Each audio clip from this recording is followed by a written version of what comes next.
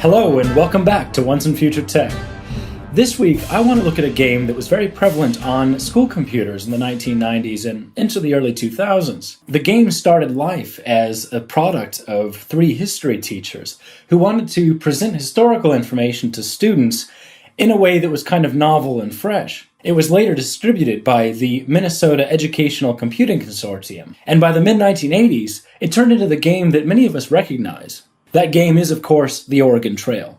The game saw many different iterations. It was on DOS and Apple II, the Mac, Windows. More recently, it's even shown up on mobile devices. While this game was ostensibly educational, I think it's really important that we maintain a critical eye. And I don't mean to diminish the work of the original creators. There was certainly some effort involved in developing this game, and you can tell that there was engagement with literature that described people's experiences on the trail.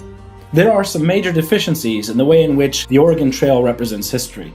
For instance, women's experiences are arguably misrepresented. There are cutscenes and images of men and women, but there is very little in the way of a differentiation between their experiences. Secondly, there's very little sensitivity to the fact that slavery was a thing during the 1840s and 1850s. People of color are certainly present in this game, but there is no acknowledgement of the extreme amount of prejudice they would have been subjected to in signing up to join a wagon train, in traveling the trail, and upon their arrival in the Oregon territories. While I'm playing the game, we'll go through some of these critiques in a bit more detail. But for now, sit back, relax, and enjoy the playthrough.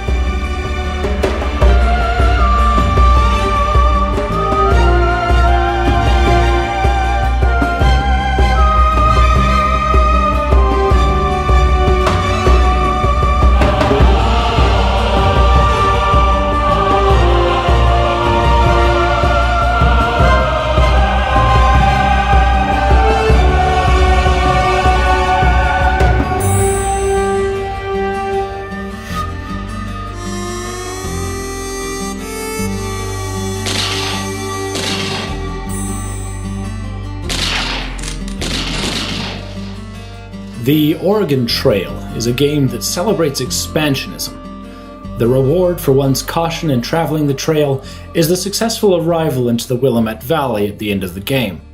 As we'll discuss, this is a game that eschews critical reflection on the United States' expansionist past and instead offers an orthodox representation of settlers' experiences.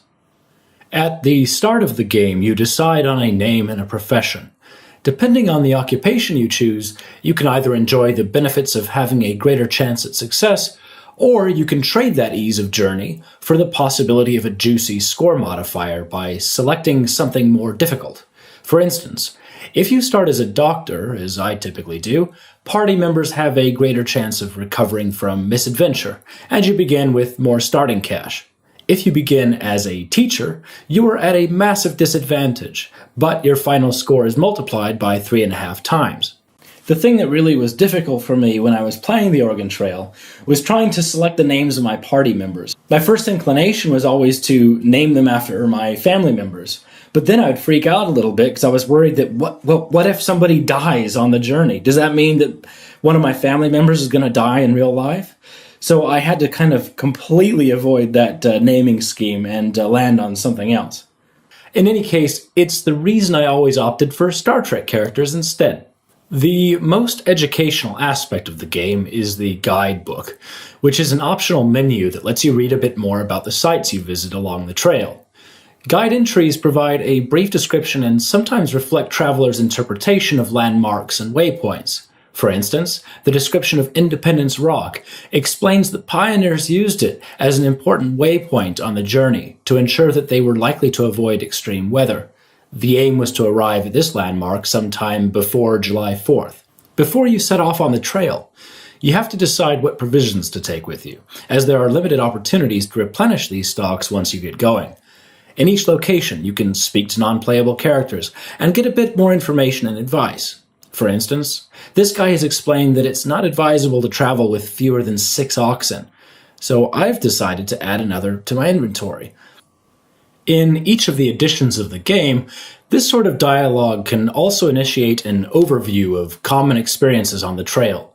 Presumably, the aim here is to add a bit of narrative flavor, But these accounts are, of course, limited to the representation of the experience that the developers decided to focus on. Other stories are absent entirely, which we'll get to in a moment. My dear Ma and Pa, every morning we milk our Missy. The Oregon Trail features a few variations with regard to gameplay. While you spend most of your time on a screen that provides a visual representation of the journey, usually with a mini-map and a log, there are a few opportunities to do something different. Near the end of the first game, you have the option of rafting down the Dalles Rapids section of the Columbia River. In the Oregon Trail 1, river crossings are largely a spectator affair. And sometimes people die. In the third game, the player takes a more active role in these crossings, with mixed results with regard to performance. Hunting is another area where gameplay varies from its largely managerial emphasis. You can aim the mouse and attempt to kill a variety of wildlife, with each animal providing a different amount of food.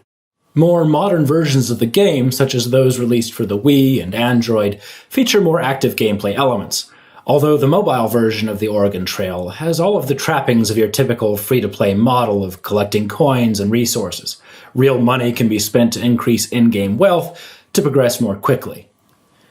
The game was marketed as educational and enjoyed the endorsement of schools and educational institutions.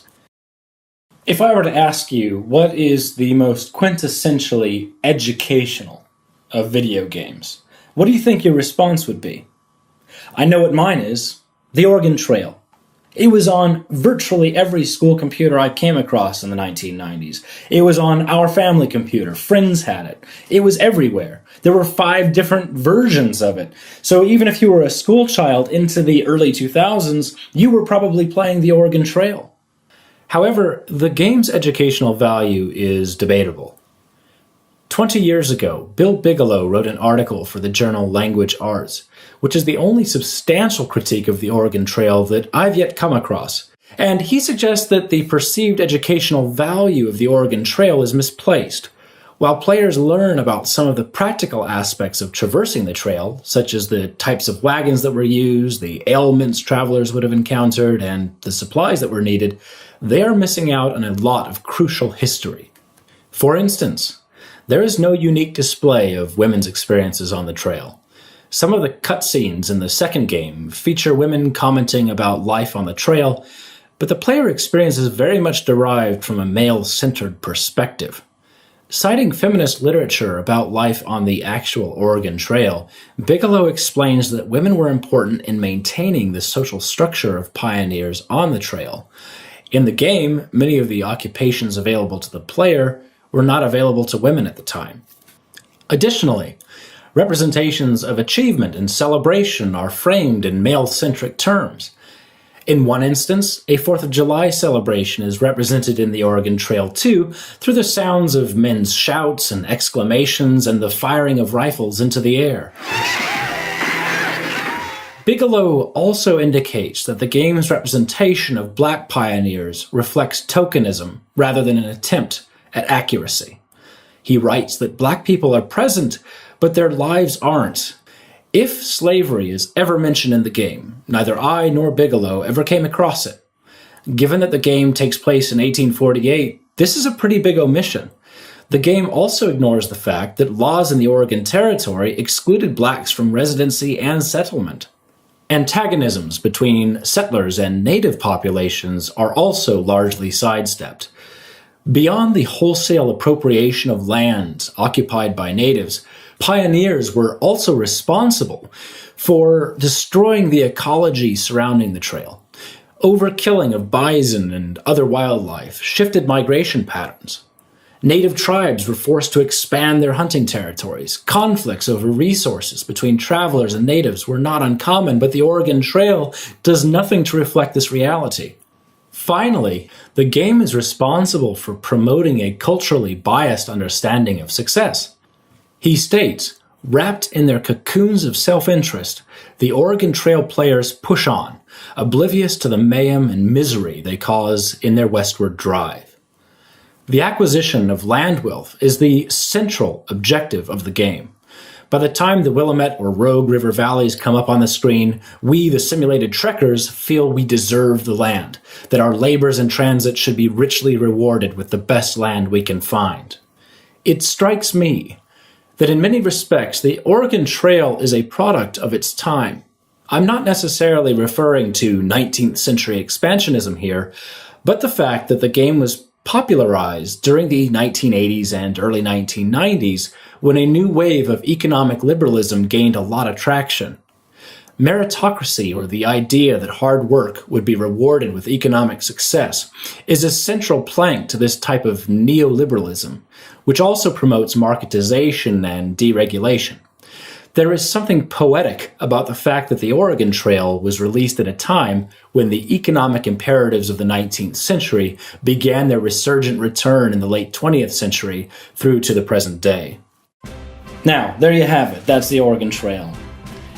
It's perhaps worth stating that the Oregon Trail is not unique in its deficiencies. The type of cultural bias that is perhaps present in this particular representation of history is also demonstrated in a lot of the types of entertainment that we engage in. Video games are no exception. In recent years, more attention is being paid to the representation of different groups of people. Still, we have a long way to go, and it's perhaps worth remembering that critique is no bad thing, particularly when we might already be blinded by a certain level of nostalgia that informs our opinions of the things that we used to get a lot of entertainment out of. Equally, we need to be similarly critical of those things we consume today. Anyway, that's me done. Thank you very much for watching. Please consider subscribing, and also visit us at www.onceinfuturetech.com. We're also on Twitter at OnceFutureTech. Bye for now.